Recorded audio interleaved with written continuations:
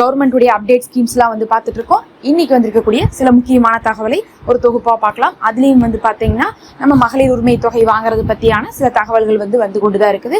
மகளிர் உரிமை தொகை அப்படிங்கிறது மக்களுக்கு ரொம்பவே வந்து பயனுள்ள ஒரு ஸ்கீமாக தான் இருந்துட்டு இருந்துச்சு. கடந்த 2 வருஷமாகவே அதில் வந்து பார்த்தீங்கன்னா 1000 ரூபாய் வாங்கிட்டு இருக்காங்க.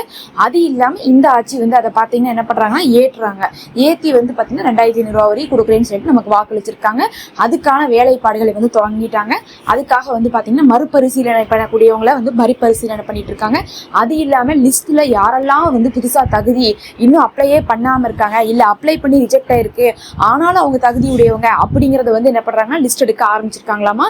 அதிகமான இடத்துல வந்து பாத்தீங்கன்னா இப்போது வந்து மறுபரிசீலனை யாராவது இருந்தா அவங்க வந்து ஃபார்ம் கொடுங்கன்னு வாங்கியிருக்காங்க. மறுபரிசீலனை அப்படிங்கிறது ஆல்ரெடி 2வது அந்த முகாம் வந்து நடத்துனாங்க பாருங்க, அதுல அப்ளை பண்ணி அவங்க கிடைக்காதவங்களுக்கு மட்டும் மறுபரிசீலனை. அது இல்லாம இதுவரை அப்ளை பண்ணி எங்களுக்கு எப்பயுமே கிடைக்கல, நான் 2வது இதுல பண்ணல, நான் ஆரம்பத்துல இருந்தே வந்து பண்ணியிருக்கேன், இதுவரை பண்ணவே இல்லை அப்படிங்கிறவங்க என்ன பண்றாங்க லிஸ்ட் எடுத்துட்டு இருக்கிறதாக வந்து. அதனால சீக்கிரமே வந்து பாத்தீங்கன்னா இந்த 1000 ரூபாய் அப்படிங்கிறது நமக்கு 2500 ரூபாவாக வந்து உயரப்போகுது. அப்படி உயரும் போது ஆல்ரெடி வாங்கிட்டு இருக்காங்க பாருங்க 1000 ரூபாய், அவங்களுக்கு அப்படியே 2500 ரூபாய் என்ன பண்ணிடுவாங்க கிரெடிட் பண்ணிடுவாங்க. அவங்களுக்கு எந்த ஒரு பெரிய வேலையும் இருக்காதுன்னு சொல்லப்படுது. முதல்ல வந்து என்ன சொன்னாங்க, இது புது ஸ்கீம் மாதிரி தான், ஃபுல்லா போய் அப்ளை பண்ணி நம்ம வாங்குற மாதிரி இருக்கும் அப்படின்னு வந்து சொல்லப்பட்டாலும் இப்போ வந்து பாத்தீங்கன்னா ஒரு சில தகவல்கள் என்ன வருதுன்னா ஆல்ரெடி 1000 வாங்கிட்டு இருக்கவங்களுக்கு அப்படியே 2500 அப்டேட் பண்ணிடுவாங்க. அது இல்லாம வந்து பாத்தீங்கன்னா மறுபரிசீலனைக்கு அப்ளை பண்ணி ரிஜெக்ட் ஆனவங்களுக்கு மறுபரிசீலனை போய் அதுல வந்து பாத்தீங்கன்னா இப்ப யாரெல்லாம் வந்து செலக்ட் ஆறாங்களோ அவங்களையும் வந்து இந்த ஸ்கீம்ல சேர்த்திடுவாங்க. இதெல்லாம் இல்லாம இன்னும் அந்த அப்ளிகேஷனுக்கே வராம 1 கோடி பேர் இருக்காங்க, அவங்களே லிஸ்ட் எடுத்துட்டு இருக்கோம். தகுதியின் அடிப்படையில அவங்களுக்கும் நாங்க கொடுக்க போறோம்னு இருக்காங்க. அவங்க எந்த அடிப்படையில வந்து தகுதி சொல்றாங்கன்னு பாத்தீங்கன்னா சொந்த வீடு வச்சிருக்க கூடாது அப்படிங்கிறதையும், அதே மாதிரி வந்து பாத்தீங்கன்னா வருடாந்திர வருமானமும் 12,000 ரூபாய்க்குள்ள இருக்கணும் அப்படிங்கிறதும், இன்னும் வந்து அதெல்லாம் இல்லாம அந்த வீட்டுல வந்து ஒருத்தவங்க மட்டும் வேலை செய்யறாங்க, ஒரு மிடில் கிளாஸ் ஃபேமிலி தான் அப்படிங்கிறது. முக்கியமா அரிசி கார்டு அப்படிங்கறத அவங்க வந்து சொல்றாங்க.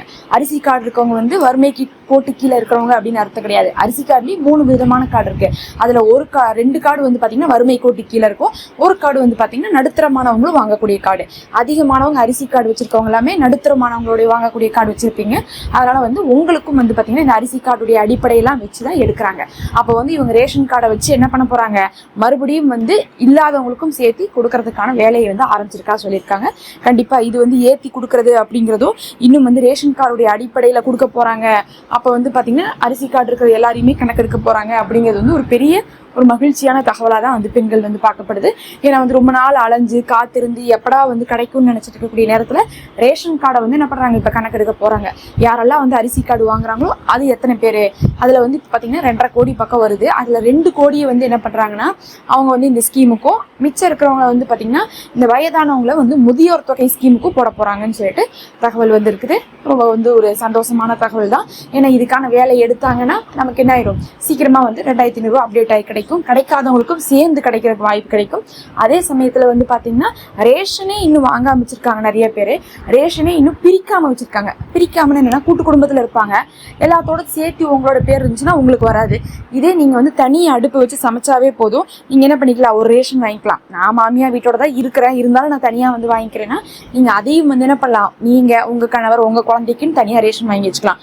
அப்படி வாங்கி வச்சீங்கன்னா அது அரிசி கார்டா இருந்தா உங்களுக்கு என்ன கிடைக்கும், இந்த ஸ்கீம் கிடைக்கும். பொதுவாகவே வந்து ரேஷன் கார்டு தனியா இருக்கிறது வந்து மகளிர் உரிமை தொகைக்கு ரொம்பவே யூஸ்ஃபுல்லா இருக்கும். இல்ல நானும் இருக்கிறேன், எங்களுடைய மாமியாவும் அதுல இருக்காங்க அப்படின்னீங்கன்னா வீட்டுல ஒருத்தவங்களுக்கு தான் கிடைக்கும். அப்ப என்ன ஆகுனா ஒருத்தவங்களுக்கு கிடைச்சா ஒருத்தவங்களுக்கு கிடைக்காது. அவங்களுக்கு முதியோர் தொகை கிடைச்சிச்சுன்னா உங்களுக்கு மகளிர் தொகை கிடைக்காது. உங்களுக்கு வந்து பாத்தீங்கன்னா மகளிர் தொகை கொடுக்குறாங்க அப்படின்னா அவங்களுடைய முதியோர் தொகை கட்டாயிரும். ஒரு குடும்பத்துக்கு ஒரு கார்டுக்கு ஒருத்தவங்க தான் வந்து தேர்ந்தெடுப்பாங்க பெண்கள்.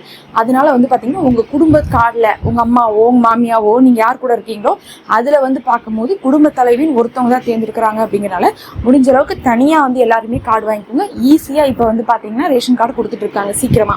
மகளிர் தொகைக்காகவே வந்து என்ன பண்ணிட்டு இருக்காங்க, எத்தனையோ லட்சம் ரேஷன் கார்டை இப்ப மட்டுமே விநியோகம் பண்ணியிருக்காங்க.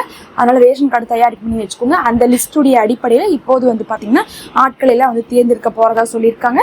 அதே மாதிரி வந்து காசையும் வந்து அப்டேட் பண்ண போறதாக வந்து சொல்லியிருக்காங்க. பொறுத்திருந்து பார்ப்போம். இதை பத்தியும் வந்து மேலதிகமான அப்டேட் வந்து கொண்டே இருக்கும். சப்ஸ்கிரைப் பண்ணிக்கோங்க.